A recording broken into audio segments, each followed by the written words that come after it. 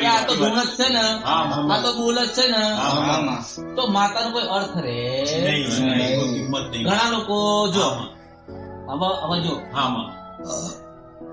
જો આ લોકો છે ને, લોકો એવું કે અમારે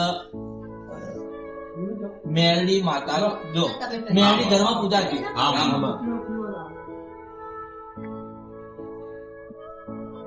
જો મેં એક મેરડી જો તું પૂજા ઉગતા કોની મેળવી નો હા આપણે મેરડી પકડો. હવે તું મેરડી પૂજતો હોય તો તારા બાર પૂનમ ભરવા મેરડી ની જવાય? ના જવાય ખરી મન કે દર્શન કરવા જા. એ મેરડી તારી મેરડી મૂળ એક ની એક, પણ તારા ગયડા લાયા એટલે તારા બાપની માતા કહેવાય, પેલી કોકની બેહાડેલી કહેવાય.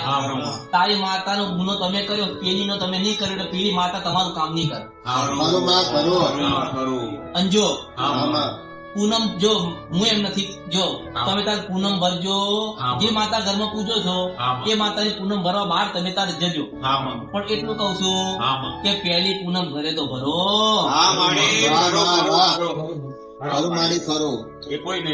પેલી માનો દીવો હરખો થયો ના હોય અને તરત કે હેડ પૂનમ ભરવા જવાનું, ઓલી ની હામું જો તો કઈ તારી હામું જોવો.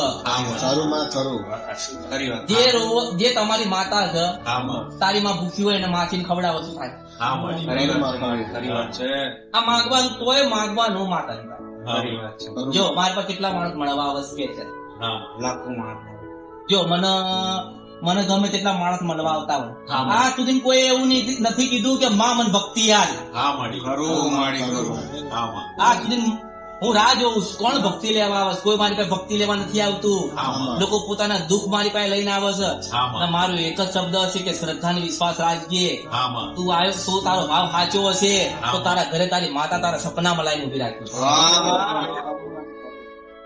આ તો ના કે મને છોકરો પહેણાય. અલા તારી માતા ઘરે બેઠી છે ને, હું છોકરો પહેણાવા આવું? હું તને રસ્તો બતાડું. અંજો આપડે છે ને એક એવું જાહેર કરવાનું કે આ જાડીઓ કે મને તળિયાની માતા નડસ, તો એના ઘરે જઈને જો માતા મારા ભેખમાં ના લઉં તો મારું નામ મેરડી. એ ગમે તે તળિયાની માતા હોય, એ ગમે તે તળિયાની માતા હોય તો હું ઉઠાડું મન નડે ને, નડે કે નહીં? પણ હશે તો નડશે ને. હે મન કે હશે તો નડશે ને. ત્યાર પછી મારે ઘરે ઘરે લોકોને જગાડવા છે, પણ